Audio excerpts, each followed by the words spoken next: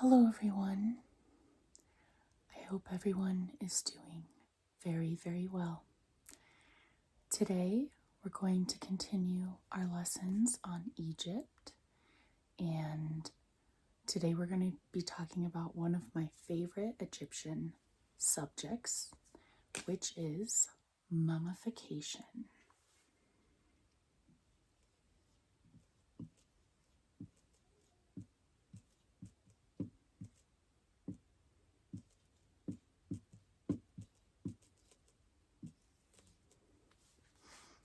So, if that sounds like something exciting to you, please just stick around and keep watching. What is mummification?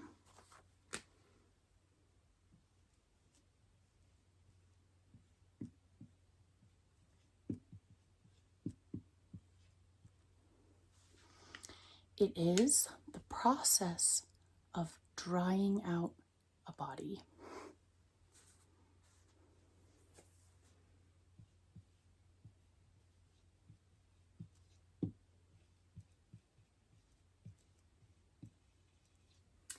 This is so that the process of decay will slow down.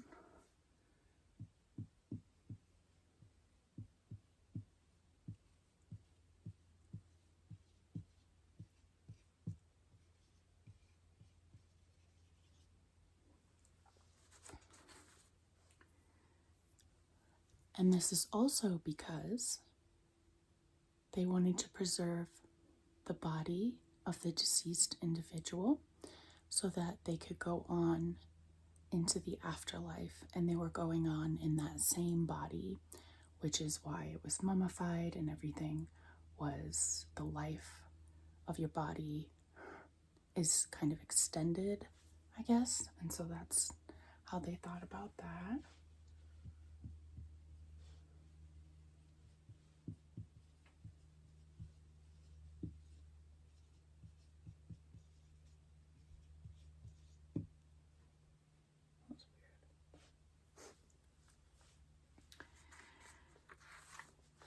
So, if we look at what we believe would be the history of mummification, the first mummies were probably produced by accident.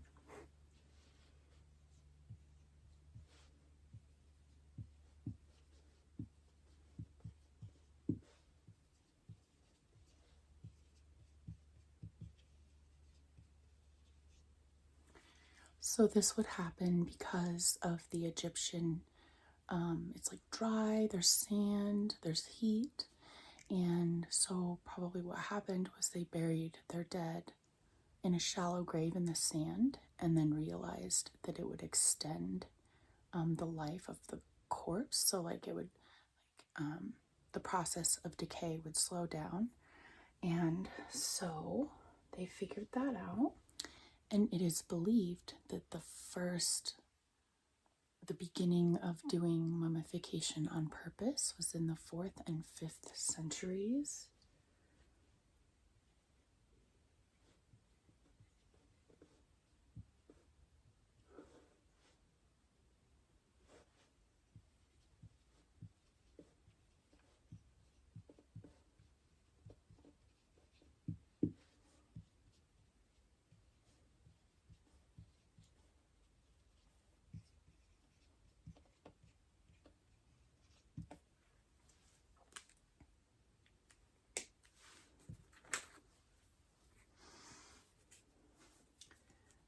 So that's kind of just like an intro into why mummification was important and why someone would believe that they needed to do that. So the practice of mummification went on for well over 2,000 years.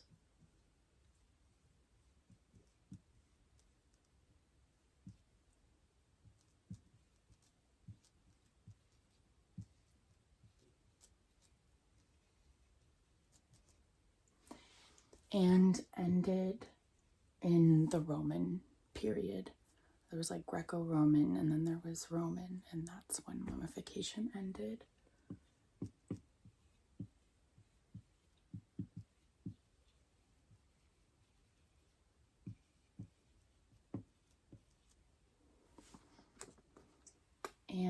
The Roman period was from 30 BCE to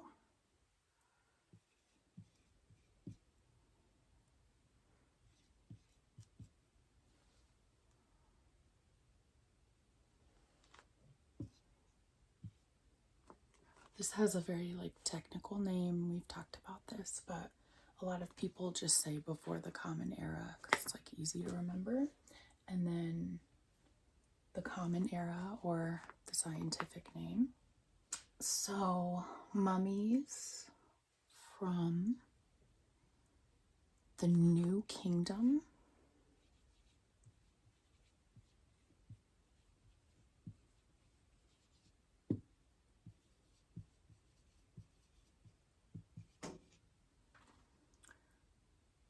which was 1570 to 1075 BCE. A long time ago. These mummies were the most well preserved.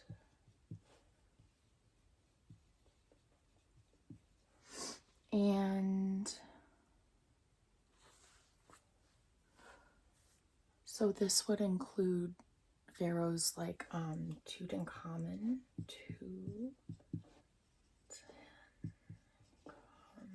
I think that's right. Yeah. So most of the mummies that we, the general public population, would know about would be mummies like Tutankhamun. And his tomb and his sarcophagus was very elaborate. Really a lot of gold, ton of gold, a lot of wall paintings, but I believe they do think that the tomb was meant for someone else, maybe his mother, and then he died young, and so they changed the tomb into his so that he would have a place to rest in death. So, the next question that we're going to dive into is why. And of course, this was to get through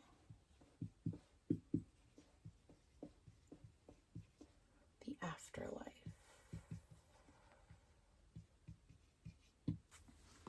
So why the afterlife? This can be answered with ultimately any mythology surrounding what happens after you die. But the Egyptians preserved their bodies because they loved their lives so much, kind of like us, a lot of people, maybe. So they wanted to continue doing those same things in the afterlife because they were happy. So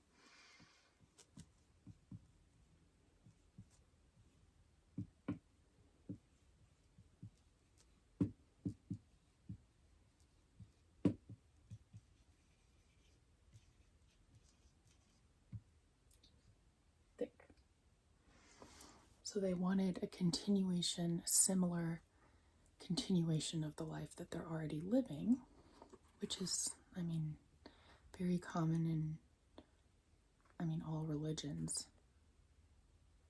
I can't really think of one that's at least an ancient religion.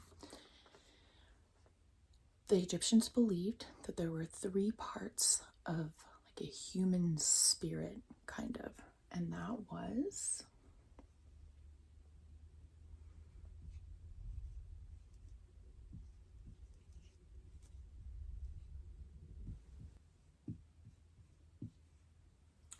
so those 3 parts to a human spirit were Ka, Ba, and Ak.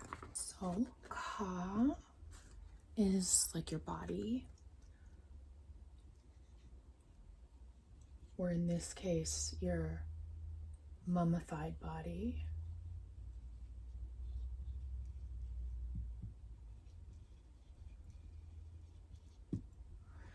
Ba is like your soul, kind of. So the soul is free to leave the tomb whenever it wanted, fly around, and come back. Explore, then return. And then the Ak would be more of like your spirit, so like your ghost, kind of.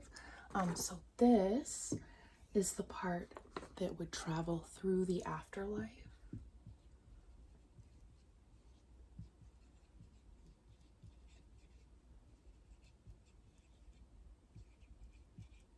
To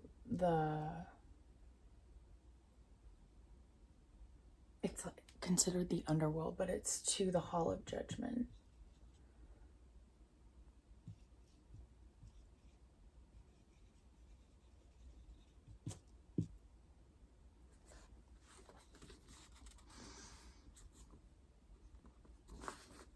So the Ka,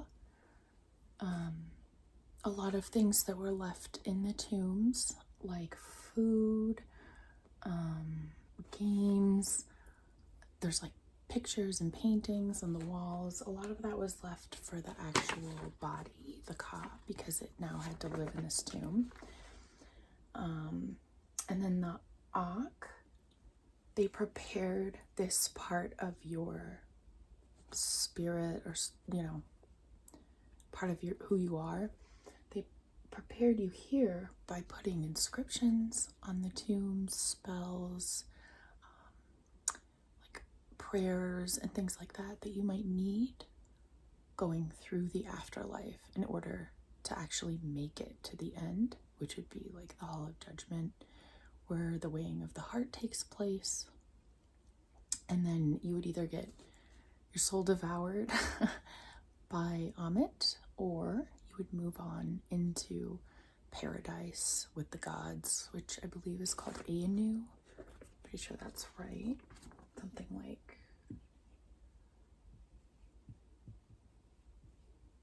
that. Should have looked it up. So who is our next question? Who was mummified? And that was question mark.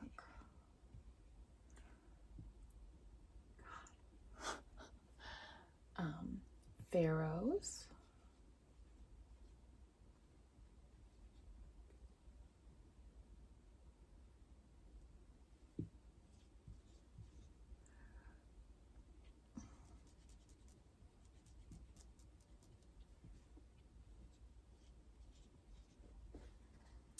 nobles, and officials. So priests,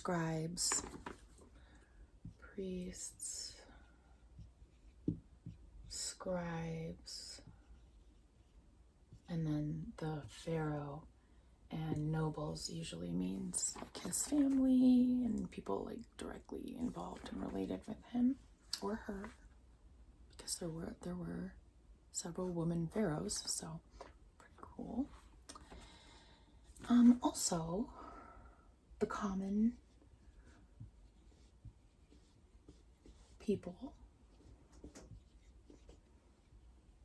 There is a percentage of the common population in Egypt that could afford to be mummified, but it was very, very expensive.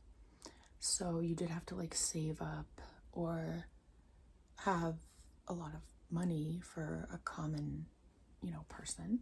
And the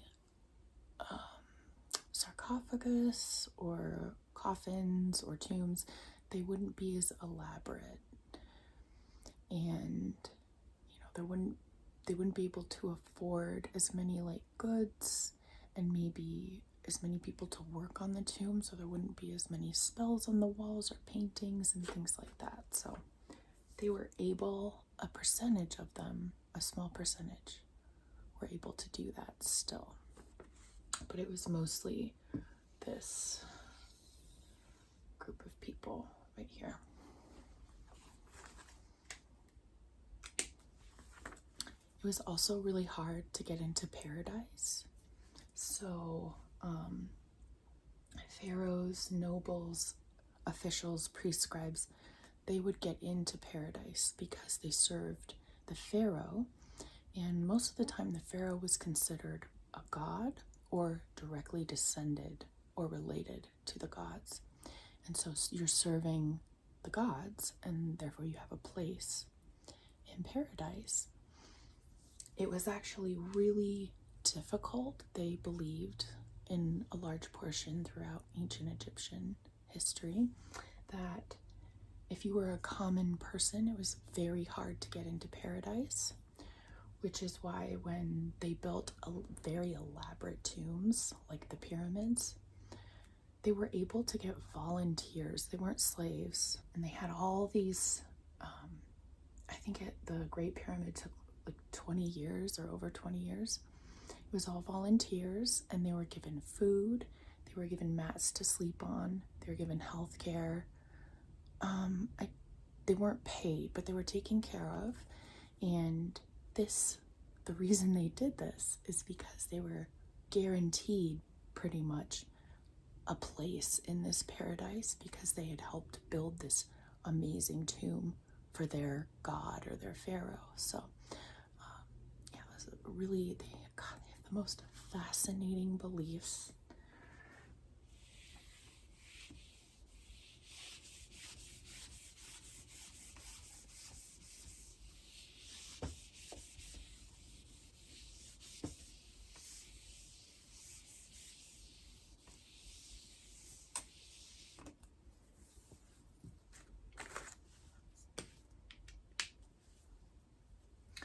So animals were also mummified. A lot of them were considered sacred, like bulls,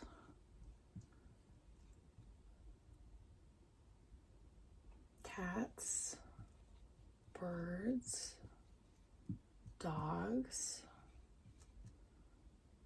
crocodiles,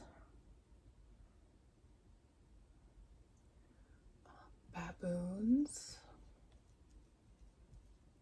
and crocodiles. So these are some of the animals that they've actually found in tombs that have been mummified by ancient Egyptians. Pretty cool. So next we're going to talk about the actual process of mummification, which obviously is a huge thing.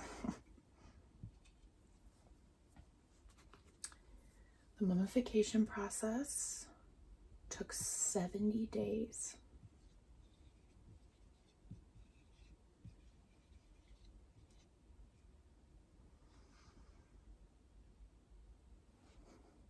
During the 70 days, there were specialized priests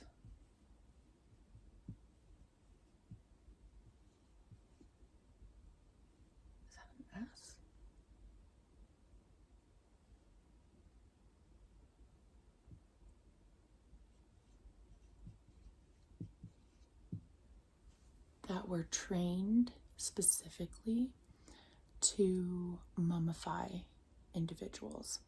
So they were specifically trained in things like human anatomy,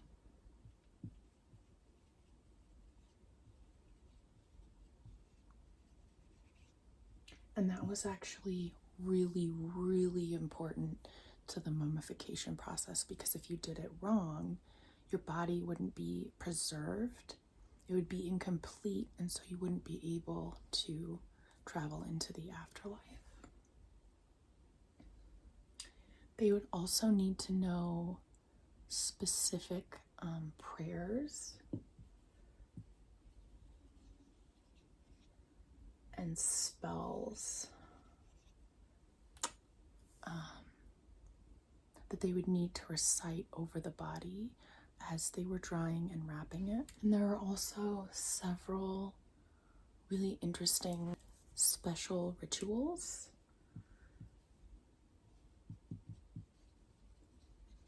that were vital to completing this process successfully, and we'll talk about those in a minute.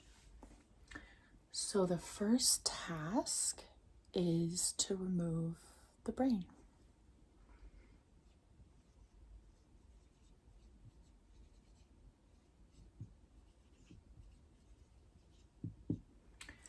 A lot of us have seen The Mummy. Used to be like my favorite movie. Oh my god, I wonder why, right? Because it's Egypt. And they do a really good job of like portraying ancient Egypt. Oh god, I just love it. And it's really hokey, and I like that. So they would do this with a sacred special hook type tool.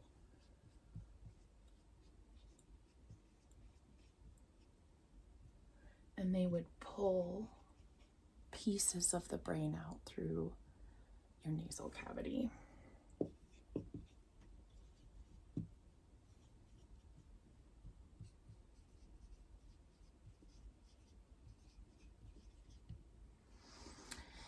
And another reason that they had to be specialized priests in this case is because when you're doing that, when you're pulling someone's brain out of their nose, it's really easy to disfigure their face, and that is not something that they want to do. They want to keep everything preserved, and they want to keep the person's image as much as possible. That's pretty important because it makes them who they are, and they want to like carry that into the afterlife with them. Well, need more room here.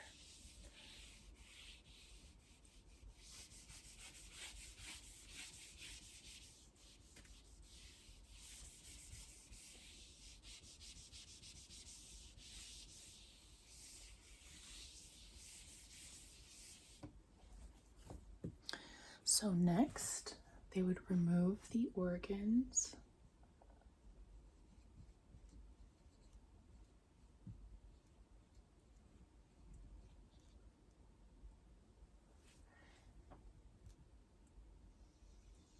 And this is done usually by cutting the left side open. Left side incision. And they would pull all the organs out that are in like your chest cavity through the side. So they'd pull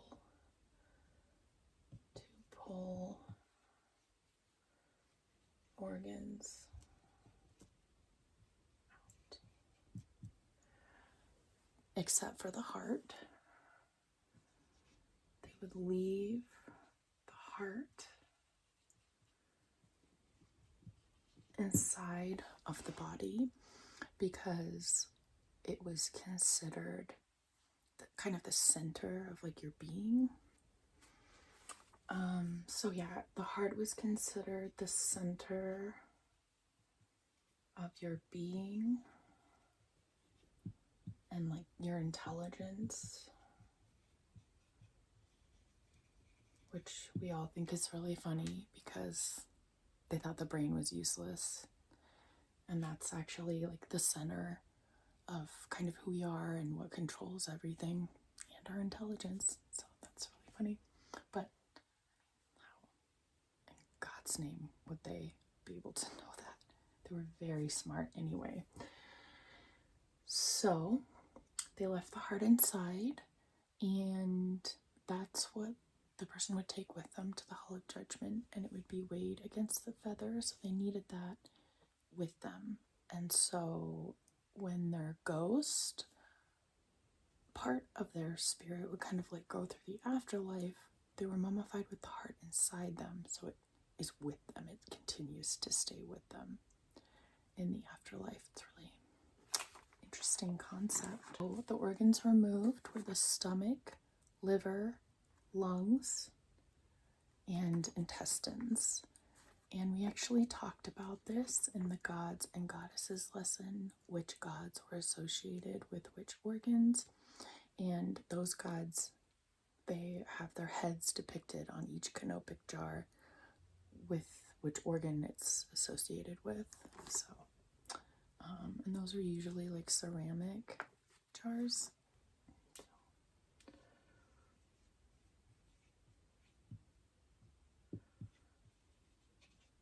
So,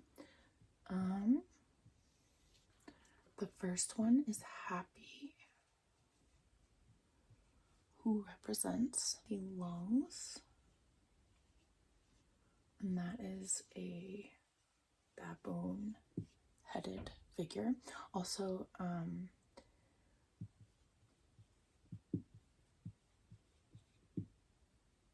depiction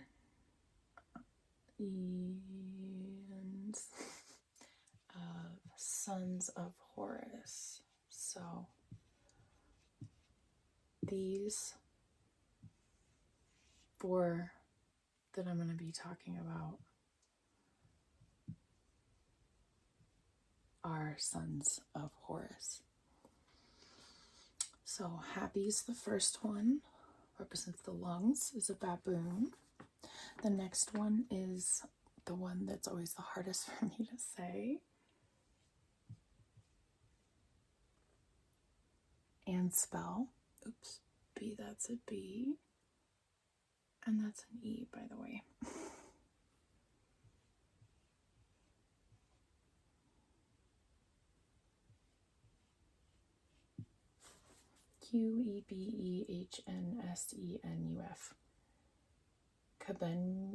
Quebensenuf. Cabensenuf represents the intestines and is a falcon. So the top of his canopic jar is a falcon.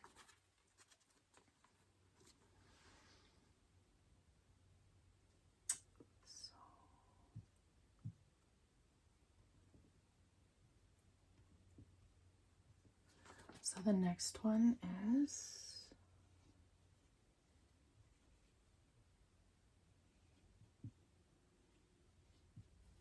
Dwamatef, and this is a jackal. So it's a jackal-headed jar, and he guards the stomach. And the last one is Insati, who is a human, just has a regular human head, and guards the liver.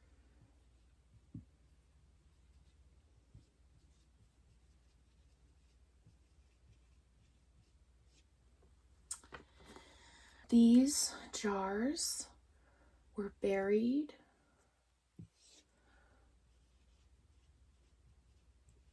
with the mummy. So they were usually put in the sarcophagus or next to it, but it had to be in the tomb with like the body. So, like the common population, common people often used boxes, wooden boxes, instead of canopic jars because they couldn't afford the ceramic. And so they would just put their little organs in boxes. And in the New Kingdom,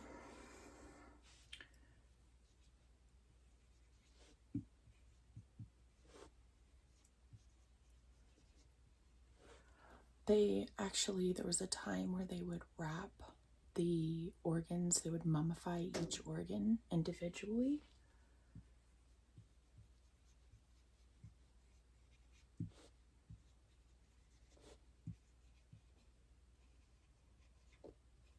And then they would put them back in the body and then wrap the body.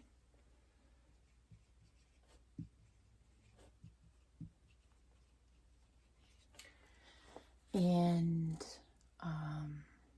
during this process, they would still make the canopic jars and bury them with the body, but they would just be empty. So it's kind of like a representation, like a ritual that they didn't want to stop doing. So they would just make the jars and put them in the tomb, but they would be empty.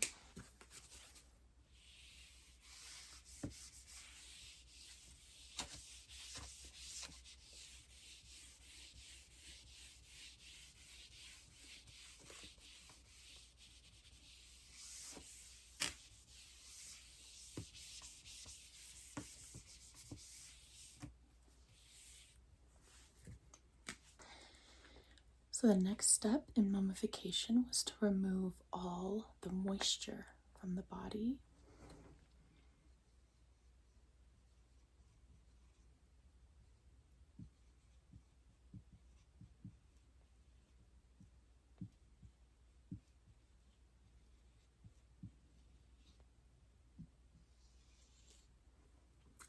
They would cover the body with something called natron, I'm not really sure. But it was like a salt, and it would really dry out the body really nicely.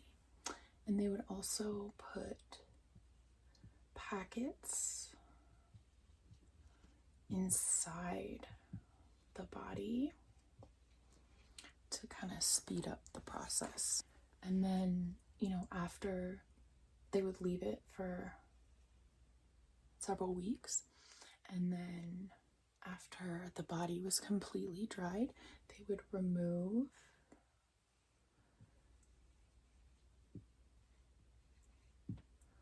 the natron and the packets, and gently cleanse the body.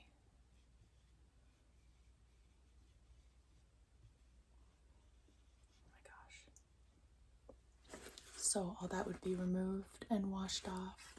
After this process is complete, the person would be very dry, but very recognizable. So they could still recognize the person after the 70 days because there was no decay. They were drying out, taking all the moisture that would be used to kind of break down the body. They're just taking that right out, and it preserves the features of the person. So in order to create a more lifelike image of the person, they would stuff the body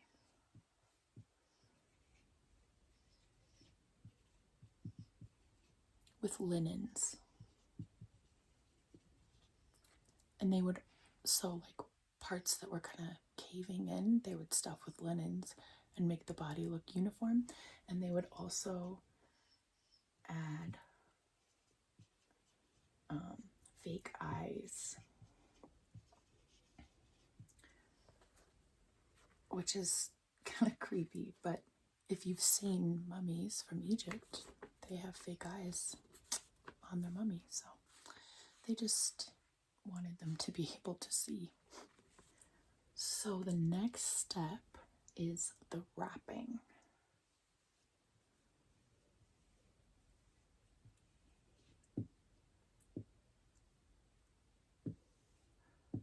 Which is the final step in the actual mummification process. So each individual wrapped would require hundreds of yards of linen.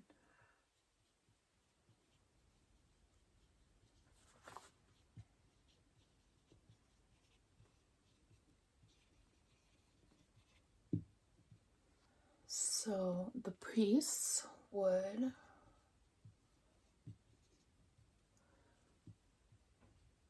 wrap long strips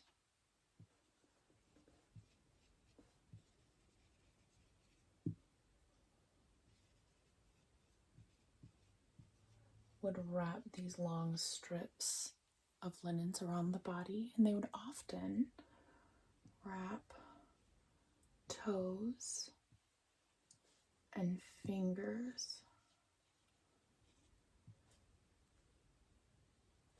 individually before they would wrap the entire hand or foot. So they would wrap each of your 5 fingers before they wrapped your hand, which was so. While the mummy was being wrapped, amulets and charms were placed in between the linens.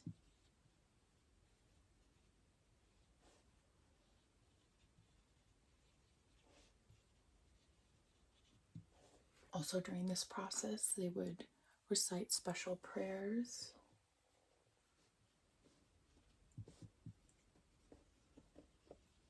and special words that would be needed to protect the person, and they would do it as they were wrapping it, so it's kind of like enveloped in this body. Often a mask that resembled the deceased individual's face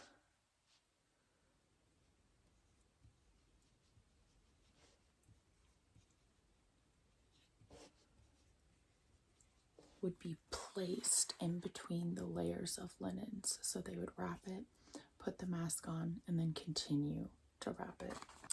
And the other thing is they would stop periodically to coat the body in resin.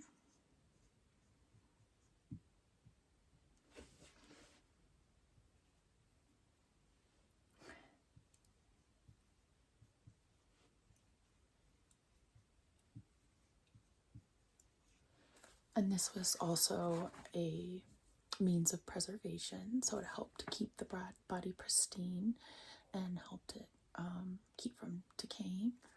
And then they would stop, kind of coat the body in resin, wrap it again, stop, coat it in resin, wrap it again.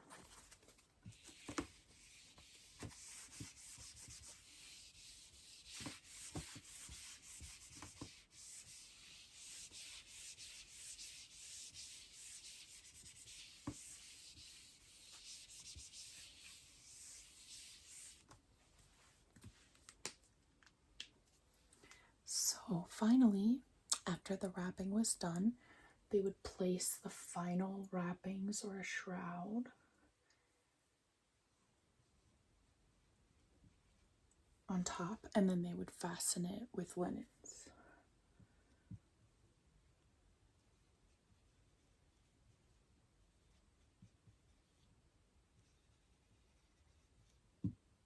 And this right here would mean that the mummification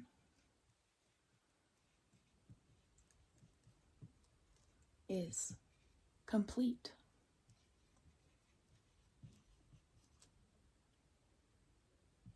So this all happens in 70 days. During those 70 days, other things are happening. So people are preparing this person's tomb.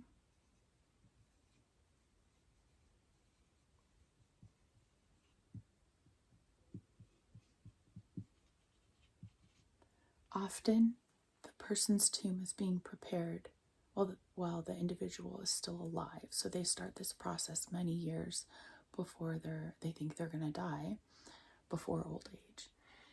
And so during these 70 days, this process is sped up and the tomb is finished before the person completes the mummification process. So There are like kind of construction workers, craftsmen, and artists worked overtime to make sure the person's tomb was finished. Special items were placed in the tombs. These would be furniture,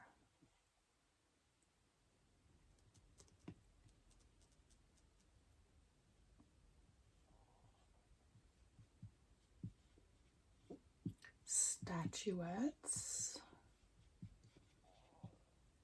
like lists of foods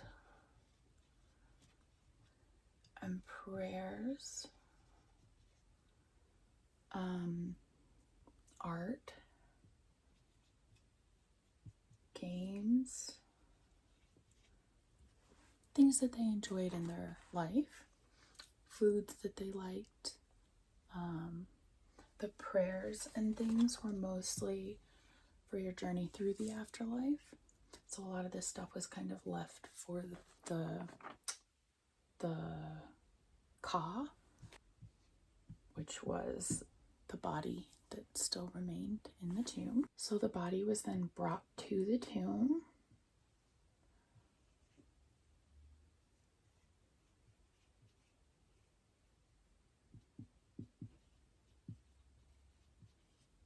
And prayers and special words and like rites. So all the rituals and things that needed to be done, prayers that needed to be said before the person was actually put over the threshold into their final resting place. This is something you may have heard of, but it's huge. It's a really big deal. It's the opening of the mouth.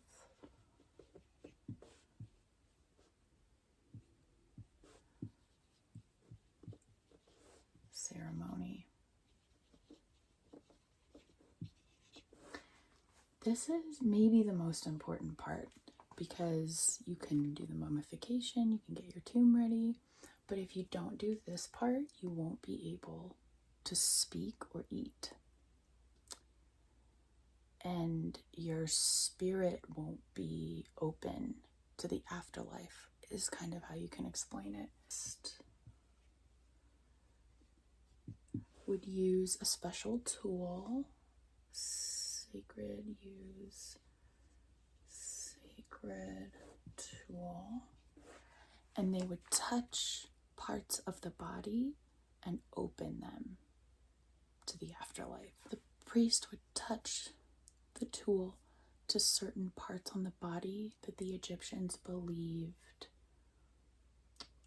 held kind of like the ability of our senses, like kind of that's why it's opening the mouth so you can eat and speak, but there are other senses, your ears, your hands, you can move and touch things. So they would kind of go throughout the body, touch each place and open that sense so that the person could be kind of like alive, like it would give them life, I guess you could say. The last body part to be touched by the priest is the mouth.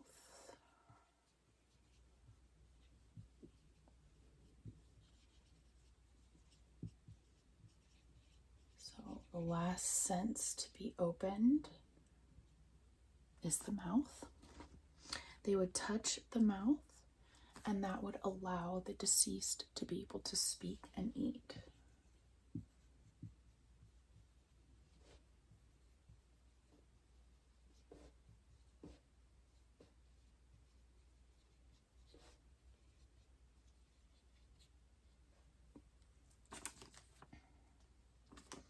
So after this is done, the person, this is like the main, kind of the end of the mummification process, like the whole thing. And this person is now ready to embark on their journey into the afterlife. They would secure the body in a coffin,